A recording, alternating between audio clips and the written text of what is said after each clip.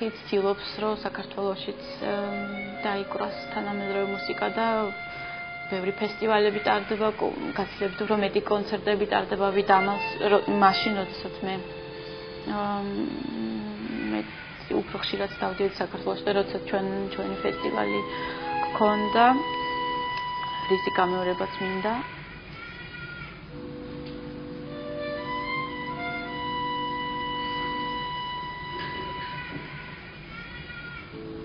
შვეიცარიაში, ევროპაში ხალხს უფრო მეტი საშუალება აქვს ასეთი მუსიკის მოსმენის, რასაკვირველია, გაცილებით უფრო მეტი.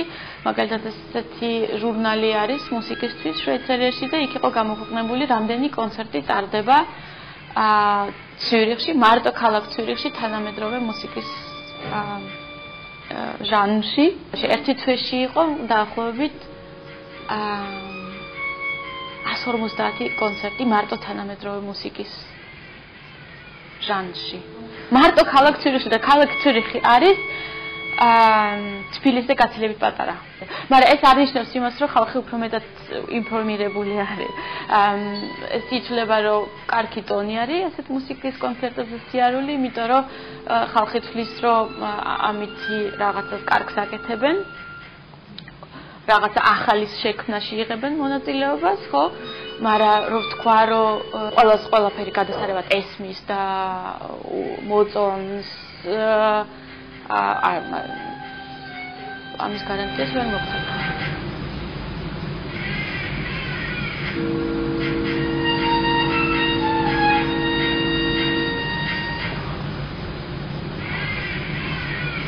ასე უნდა ვთქვა, რომ თანამედროვე მუსიკაში ისე რომ პასუხი არის კარგი კონცერტები და არის ცუდი კონცერტები, არის კარგი შემსრულებლები და არის ცუდი შემსრულებლები და მე ყოველთვის ამ იმედი მაქვს ხოლმე, რომ მსმენელი მიუხედავად იმისა, ეს მსმენელი მიჩვეულია ამას თუ არა, ამის განსხვავება მაინც შეუძლია.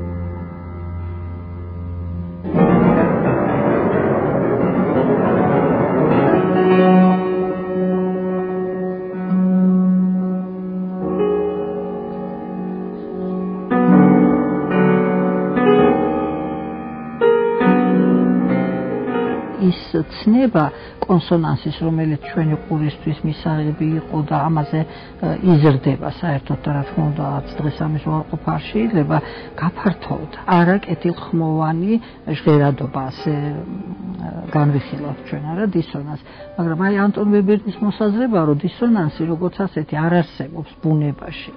ნებისმიერი ბგერები და ხმა არის ერთმანეთთან შეწყმადი.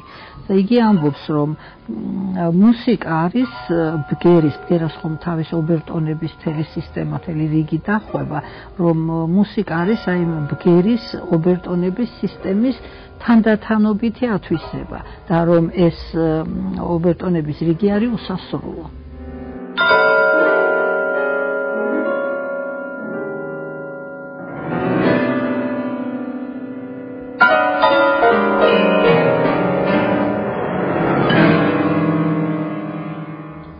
და მე ვთვლი და ალბათ ბევრი თვლის ეს ძალიან მისაღები თეორია ეთითის რაც დაიწყო მუსიკა თუნდაც ადრეულ მუსიკაში იყო გარკვეული შეზღუდვები, როდესაც კვინტა და ეს ითვლებოდა არაკეთილხმოვან ინტერვალებად და შემდეგ მუსიკამ უკვე თანდათან აითვისა, არა ეს უფრო ფართე დიაპაზონი აი ბგერითი სისტემის და მე-20 საუკუნეში ეს კიდევ უფრო მასშტაბურად მოხდა.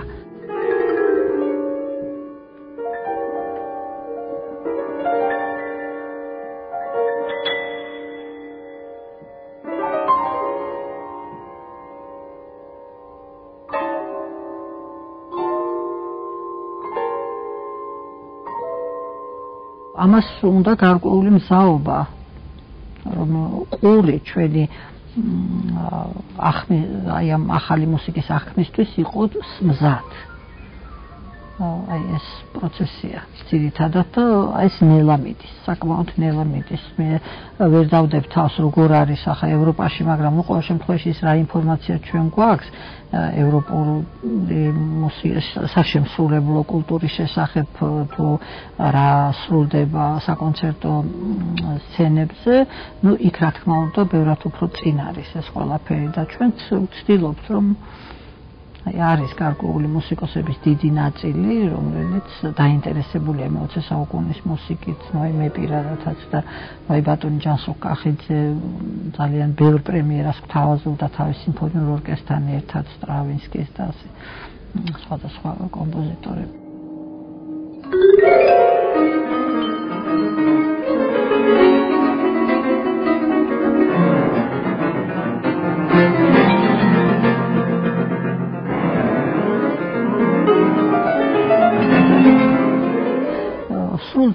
სრულდება მე-20 საუკუნის ნაწარმოებები ჩვენთან, თუმცა არა ისეთი ინტენსივობით, როგორც პროფესიული მუსიკის ის კლასიკური შედევრები ჩვენთვის კარგად ცნობილი.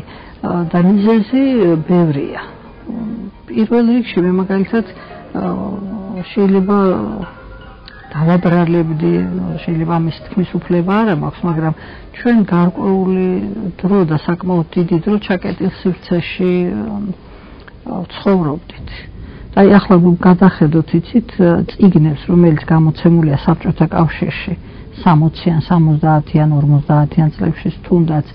აი იქ დასავლეთ ევროპული კულტურა, მუსიკალური კულტურა მოხსენებულია ესეთი ბურჟუაზიული კულტურის სათაურით. ეს იყო რაღაც ერთგვარი მიუღებლობა საბჭოთა იდეოლოგიისთვის. ერთ-ერთი მიზეზი შეიძლება იყოს ესეც.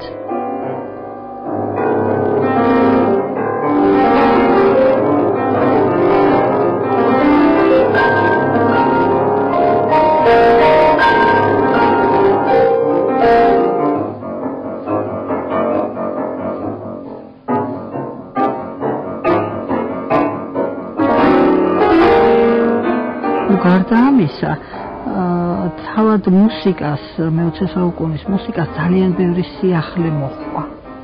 ძალიან ბევრი. და მისი ესე უცბად გათავისება ალბათ არ იყო ადვილი. და საერთოდაც იცით ისტორიას რომ გადავხედოთ, არ იმკვიდრებს მუსიკა ასე უცბად შექმნისთანავე ადგილს. თუნდაც ისეთი მაგალითი რომ ბახი საუკუნის შემდეგ აღმოაჩინეს ეს ყველასათვის ნაცნობი ისტორია.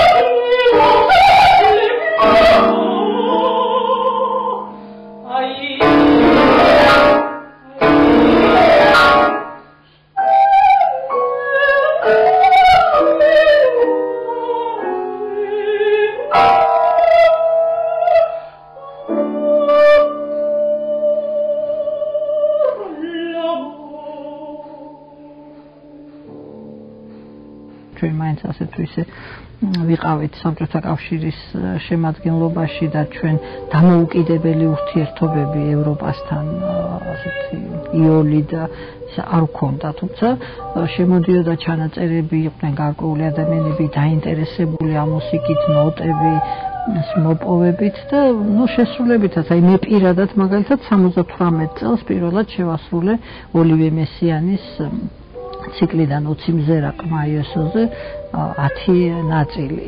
პირველი შესრულება იყო საქართველოში და იმის შემდეგ ჩემი ინტერესი კიდევ უფრო გამძაფრდა მე-20 საუკუნის მიმართ, იმიტომ რომ ძალიან ბევრი საინტერესო რამ მოიტანა მე-20 საუკუნე. ასე რომ დღესაც ეს პროცესი ისეთი სისწრაფით არ მიდის, მაგრამ ნელ-ნელა იმკვიდრებს ეს მუსიკა თავის ადგილს ჩვენს ყოფაში.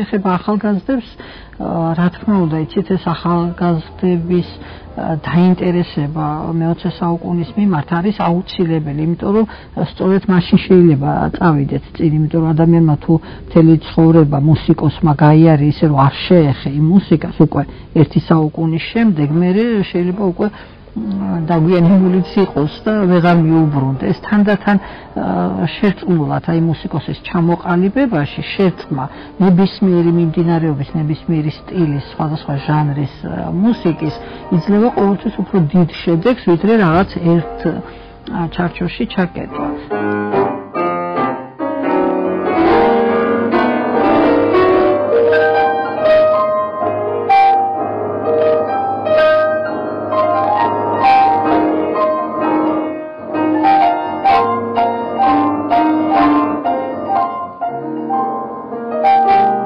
შეეხება იმ კონცერტს, რომელიც ჩვენ დავუკარით და მიეძღვნა ინგლისელი კომპოზიტორის ბენჯამინ ბრიტენის შემოქმედებას, აი მინდა გითხრათ, რომ დიდი ენთუზიაზმით ჩაერთვნენ. მე საერთოდ მიყვარს ურთიერთობა ახალგაზრდებთან, მინდა რომ ისინი რაც შეიძლება მალე შევიდნენ ამ მუსიკაში და მიიღონ მეტი გამოცდილება და დიდი წარმატებითაც მე მგონია ეს ახალგაზრდა მომღერალი სალომე ჯიქია, რომელმაც ძალიან კარგად დასძლია ის სირთულეები, რაც იმ ვოკალურ ციკლშია მოცემული მიქელანჯელოს 7 სონეტის ტექსტზე დაწერილ ვოკალურ ციკლში. ეს საყვირის პიესები, რა თქმა უნდა, ადაპტირებულია ჩვენ ვოკალური ოპერიდან, ორი არია და ასეთ ვოკალური ნაწარმოებები გადავიტანეთ საყვირზე და რაღაცნაირად მოერგო ამ ინსტრუმენტს და მე ვფიქრობ, რომ ჩვენივად გაჟღერდა ეს მევიოლინე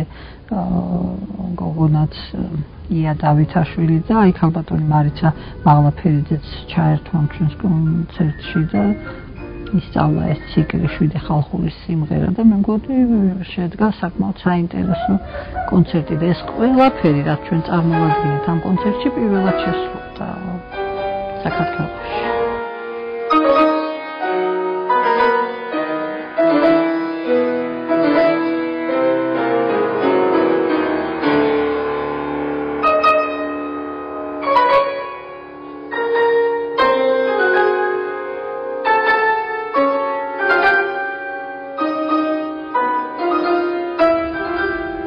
დიდად საამაყო არ უნდა იყოს, იმიტომ რომ ყველა ეს ნაწარმოები სავარაუდოდ 40-50 წლებში შექმნილი ბრიტენს. ცოტა შეიძლება ვაგვიანებთ, მაგრამ მაინც კარგია, რომ ხდება ასეთი. მე საერთოდ ვთვლი, მე არ ვთვლი ეს ყოველთვის ესე. პრობლემა თანამედროვე მუსიკის არის ის, რომ თქვენ ჯერ კიდევ ძველი კატეგორიებით აზროვნებთ, მსმენელი აზროვნებს ძველი კატეგორიები და ცდილობს მოსთხოვოს, უბრალოდ ითხოვს თანამედროვე მუსიკისგან იმას, რასაც აძლევდა მას ძველი მუსიკა, ძველი აზროვნება. და ყოველთვის ვადარებ სტუდენტებისთვის, როდესაც მინდა ესეთი გავავლო პარალელები, რომ წარმოიდგინეთ, მოხვდით მთვარეზე და მოინდომეთ იქ ცნობილია, ხო, ყველაფერი მე მგონი სუბუქდება და თქვენ შეგიძლიათ მაგალითად მანქანა აწიოთ, არანაირი პრობლემა არ იყოს და რო ჩამოხვიდეთ ახლა ისევ დედამიწაზე, ამ მთვარეზე შეეცადოთ დედამიწისთვის დამახასიათებელი ატმოსფეროს შექმნათ პირობები, თქვენ ბოლოს ვერ ივლით იქ, იმიტომ რომ იქ უნდა გადაეწყოთ. აი ესეთია დაახლოებით ახალი მუსიკა.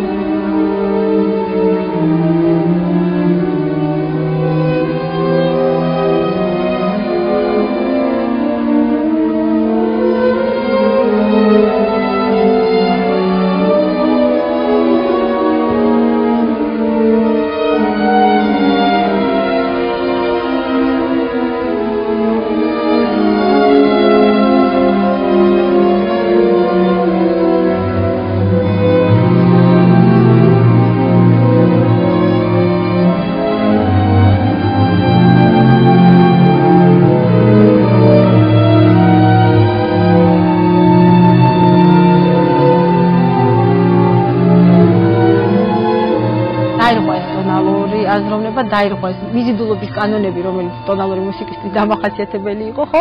და დაირღვა სხვათა შორის ის კლიშეები, სახეობრივი კლიშეები, რომელიც ყოველთვის თანძდებდა, ვთქვათ, მაჟორულ, მინორულ, ვთქვათ, ელემენტარულ თუ ვთქვათ, სამხმოვანებებს, ხო? როდესაც თქვენ ისმენთ მინორულ სამხმოვანებებს, რაღაც ზევდაგეუფლებოდათ, მარტივად რომ ვთქვათ, ხო, მაჟორულზე რაღაცა კარგ ხასიათზე დგებოდით, ეს რა თქმა უნდა ყველაფერი ახლა გამარტივებულია, ხო, როგორც ამბობ და განზოგადებული, მაგრამ ფაქტი ეს არის, ხო? და უცებ ეს ყველაფერი გაქრა და მართლა აღმოჩნდით თვარეზე და უნდა დაიწყოთ ახალ პირობებში მოძრაობა. თქვენმა სულმა, თქვენმა შინაგანმა სამყარომ უკვე რაღაცა ახალი პირობების განაზომიერებები უნდა აითვისოს იმისათვის, რომ აღიქვას ეს მუსიკა და როგორც წესი მსმენელს ჯერ კიდევ ძველ სისტემაში სურს დარჩენა. და აი ეს არის ყველაზე დიდი უთანხმოების მიზეზი. ასე.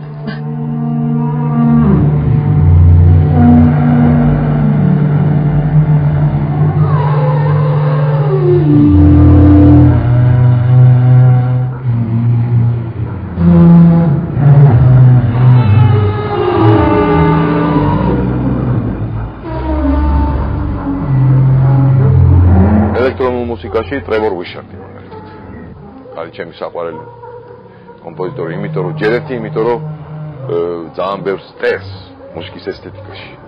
მე იმიტომ რომ ხანდახან ცდილობს რომ ძველი მუსიკალური კატეგორიებით კი არ იაზროვნოს, უბრალოდ აი ძველი მუსიკალური ტერმინოლოგია, როგორც არის მოდულაცია, ან ფაქტურა, რაღაცები გადმოიტანოს ახალ მუსიკას. მისი მუსიკის ესთეტიკა, ელექტრონული მუსიკის ესთეტიკა, სავსეა სულ ეგეთი გამოთქმები და ესეთი პარალელებით. რაზეც ერთხელ ერთი ფინელი კომპოზიტორი აუხიდა რა არის ეს რა მოდულაციების და ძველი მუსიკალური კატეგორიებით. და ეს იყო ჩემთვის დაუვიწყარი ლექცია უიშარტის, როცა ძალიან დალაგებით გვაჩვენა იგივეობა ყოველ დროის მუსიკის კატეგორიების განსხვავებულობის მიუხედავად და რაც მთავარია საშუალებების განსხვავების მიუხედავად. ეხლა რა თქმა უნდა დღეს რო ჩვენ რუსთაველის ენით წეროთ ცოტა უცნაური გამოგვია, ხო? ასევეა. მაგრამ რუსთავას რო დღეს ეცხოვრა, სხვანაირად დაწერდა.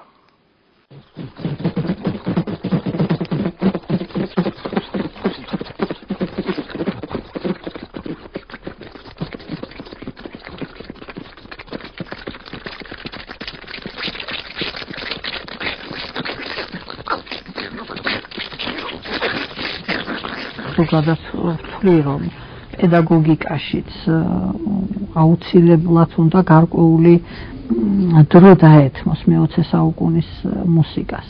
აი ბელა ბარტოკი, უნგრელი გენიალური კომპოზიტორი, მას აქვს შექმნილი მართლაც შედევრები ბავშვებისათვის. საბავშვო მუსიკა, აი პირველივე კლასიდან შეიძლება მისი გამოყენება.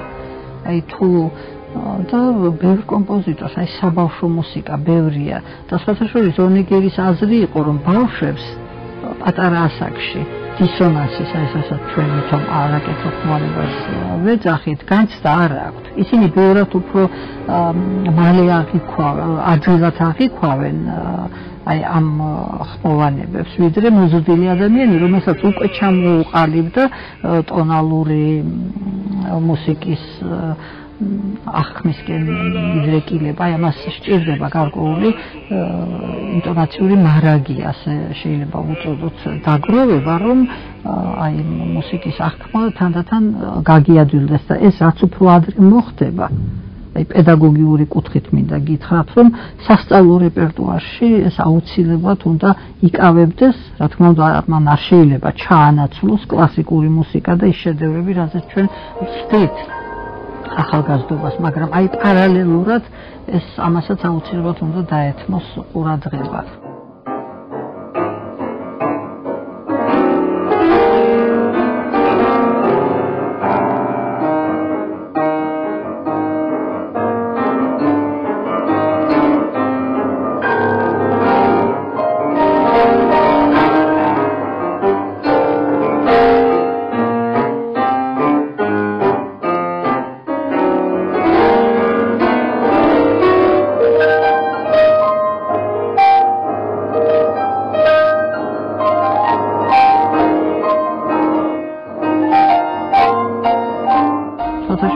აქვს გაკეთებული ესეთი პატარა ბროშურასავით სარეკომენდაციო სია მე-20 საუკუნის კომპოზიტორთა ნაწარმოებებით, რომელიც შეიძლება სასწავლო გეგმაში შევიდეს.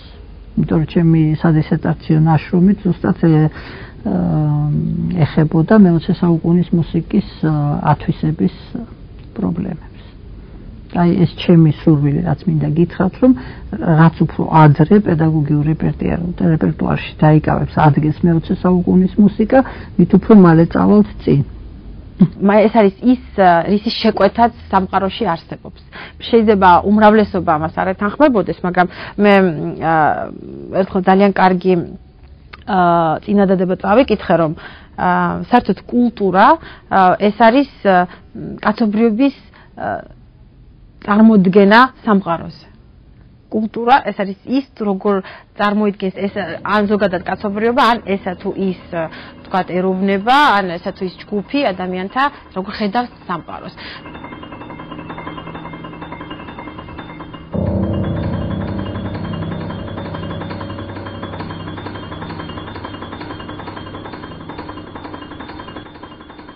და მე ყოველთვის ვამბობ, რომ თუ ჩვენ ვიღებთ თანამედროვე ცხოვრების ისეთ ატრიბუტებს, როგორც არის ელექტროენერგია, როგორც ვიღებთ ტექნოლოგიზირებულ სამყაროს, ხო და გვიხარია, რომ ამ სამყაროში ვცხოვრობ და დავდივართ მანქანებით, ვიყენებთ თვითმფრინავებს, უნდა მივიღოთ ამ ეპოქის მიერვე შექმნილი, თქოთ იგივე ელექტრონული მუსიკა იქნება ეს თუ არ ვიცი, აი თუნდაც თანამედროვე გლასტერი და ეს როიალზე აღებული თუ სინთეზატორი, იგივე რომელიც დღეს ბევრს არ უყვარს, იმიტომ რომ ითვლება რომ როიალის კონკურენტია, როგორც თავის დროზე როიალი გახდა კლავირის კონკურენტი.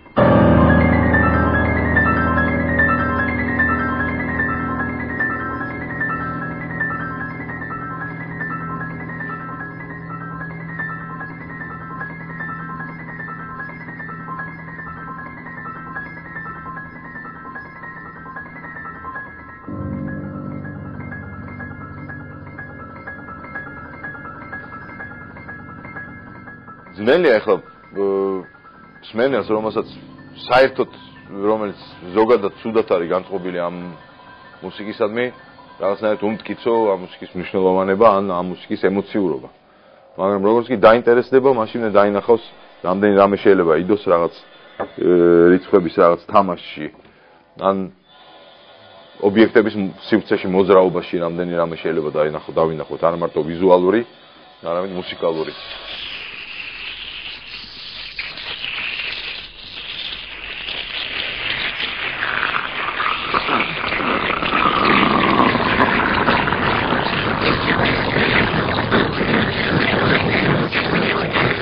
ჩვეულებრივ შემოძლო მოთხოვოთ აქ რამე ხელმოსაჭირი და დასაყრდენი იპოვოს. მან სხვადასხვა მეთოდით შეიძლება ეს რაღაცნაირად მივიტანოთ სვენელამდე და შევაყვაროთ ეს სვენელს, იმიტომ რომ თავიდან რომ ამით ეს დავატაკოთ შოკის და უარყოფითი ემოციის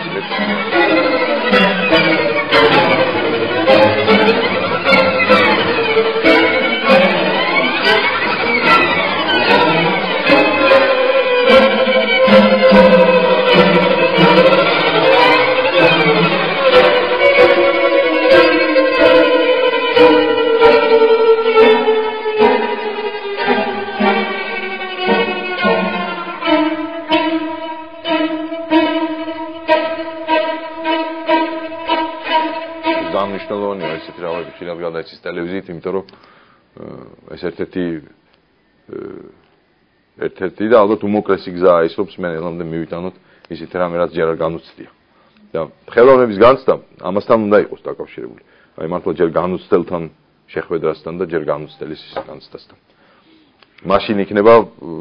მაშინ უნდა თვლიდეს მსმენელი თავის თავს რაღაცნაირად ინფორმირებულად და რაღაც ახლის მნახველად. მარტო ის თუ ისმინა რაც უკვე უყვარს. აი ისიც უნდა აკეთოს.